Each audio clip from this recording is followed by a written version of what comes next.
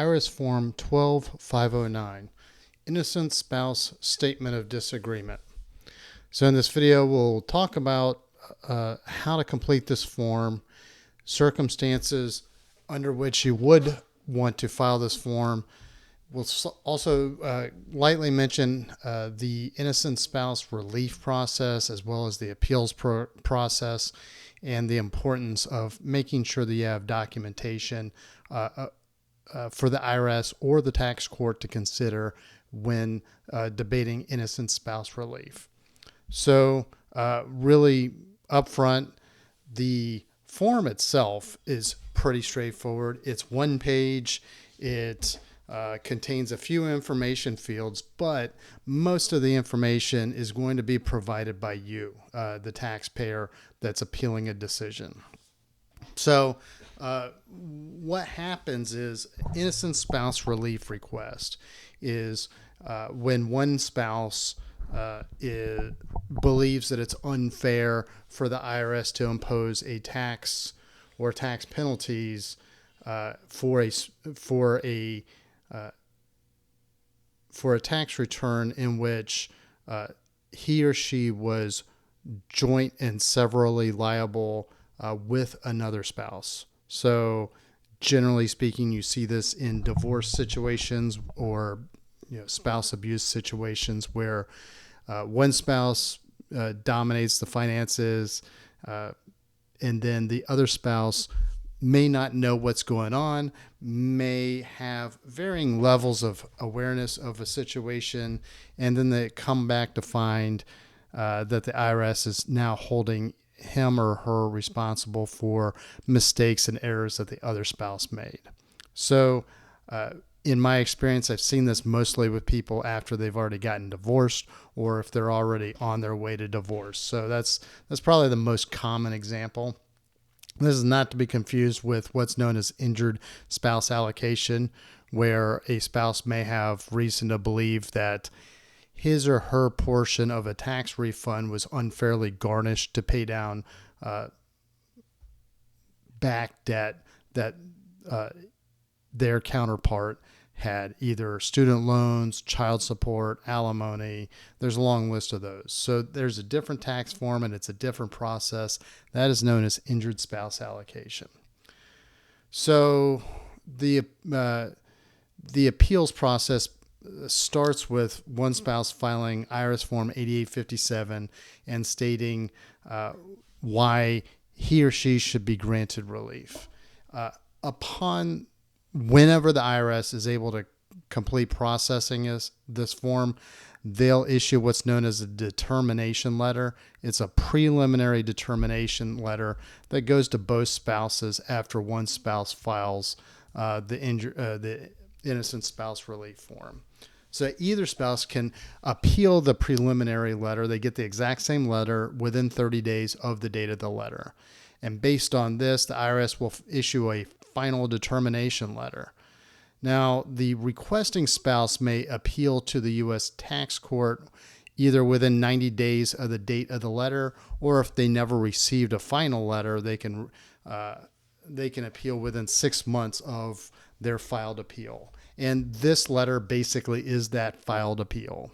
So instead of this verbiage here, which I kind of used to explain some of the points of this process, you would state your case. You would want to include at least addressing some of these factors. So these are factors that the IRS examiners should consider when granting equitable relief. So either you're the requesting spouse and the IRS denied your relief, or maybe you're the non-requesting spouse and you're wondering why the IRS is holding you solely accountable. So these are the factors that the IRS has to consider.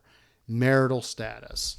So if the spouses are already divorced, then the spouse that's requesting relief, that's kind of viewed favorably a little bit because the IRS wants to see that you're clearly not trying to game the system. So if you're already divorced, then that's a strong signal that you're not gaming the system to get one spouse out from under the debt and then try to figure out how to get the other spouse out from under the same debt. Economic hardship, would denying this relief cause an economic hardship based on the financial considerations? So that financial economic hardship would consist of will that spouse be unable to pay reasonable living expenses if equitable relief is not granted. Equitable relief is the relief that the IRS is able to grant to someone that requests innocent spouse relief. Did they have knowledge or reason to know about the tax situation? So a lot of factors go into this, whether it's education level, whether it's they have a job. What is it about your situation? Did one spouse control all of the finances, or did both spouses kind of have equal sharing of knowledge of what's going on? So a hypothetical situation where what I've seen before, generally speaking, the husband might have a side business or a side hustle, and the wife is busy with either her career or with things that are not involved in that side venture. And so when he has his tax person, or if he prepares tax returns himself, she trusts that he knows what he's doing and signs the tax return. That's not necessarily always the case. But once you sign that tax return as a spouse in a joint return, you're telling the IRS, I am responsible for all this stuff. So the innocent spouse relief is you're trying to convince the IRS that there was something that you didn't know about, and you shouldn't have reasonably been expected to know. So the IRS is going to probably ask a lot of questions. I mean, for example, your education level it's a huge consideration.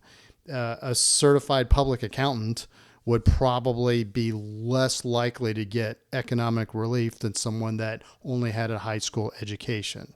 Right? So that would be a situation where a CPA may not have known, but probably had a good reason that they should have been asking questions before just signing a tax return. Whereas someone that, only went to high school and, is in a different situation when it comes to financial literacy, might have been excused for being a little bit more trusting. Let's see, is there, understatement of tax on the tax return, or is it just an underpayment?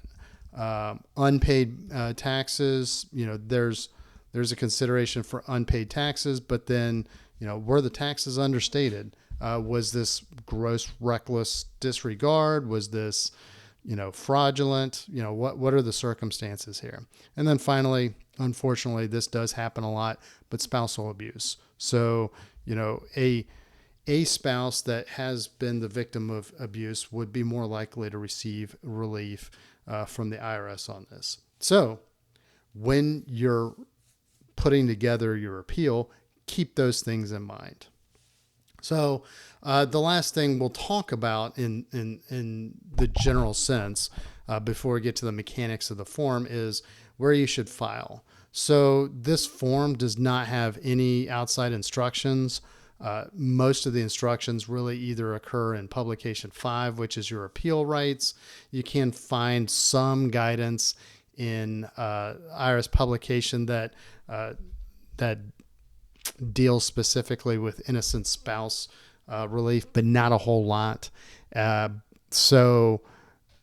Generally speaking, you're going to find most of your guidance on the letter that you received. So the determination letter is going to tell you, the date that you filed, and you have 30 days from the date of the letter to respond to the IRS. And then finally, where to send your appeal. So this is your first appeal. It's a statement of disagreement, and your preliminary determination letter should tell you where to file this form. So really quickly, we're going to go through the mechanics of this. So It looks like Jane Doe in this case is looking to appeal her decision. Her spouse or former spouse was John Doe. Their tax information is up here, and she's talking about the tax years 2022 to 2023. So she would put, I, Jane Doe, disagree with the IRS determination letter because of whatever the reason is. But the more that you're able to incorporate, these factors and how they weigh in your favor, the more likely you're going to be able to get the relief. Conversely, if you're the non-requesting spouse and you're wondering why your ex is being let off the hook, this is your ability to go back and say, hey, this isn't the case that he or she is making it out to be. If your ex-spouse was granted relief and they're playing dumb or they're playing ignorant, oh, I didn't really know about all this stuff that was going on. This is your chance to incorporate those factors and say, hey, no, I've got documentation to show that this person actually should be just as liable as me. And then once you complete this and you use any additional information fields to complete, as much as much documentation as possible, you include as much supporting documentation as possible, then you can sign and date on the back. So when you sign it as the taxpayer, you're going to date it. You'll enter a daytime telephone number and the best time to call. So it's really a straightforward form. The most important part really is the stuff that there are no instructions for, and that's just stating your case. So, if you don't know how to do this, or if you don't feel comfortable with the mechanics, this is a form where you may consider hiring a tax professional to really go step by step and figure out the case that you're trying to build, or simply tell you, hey, I don't think this is going to fly. That's probably just as important too. So that's all we have for this video. Again, the form is really straightforward.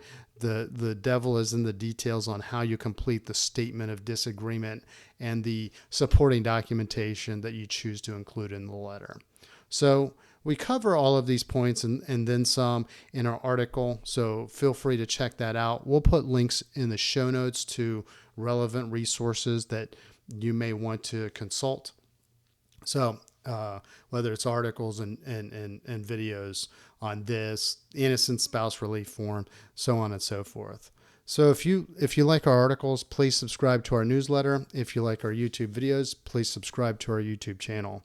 And as always, if you have any questions or comments, or if there's another topic that you'd like to see in an upcoming video, please hit us up in the comment section. Thank you very much and have a great day.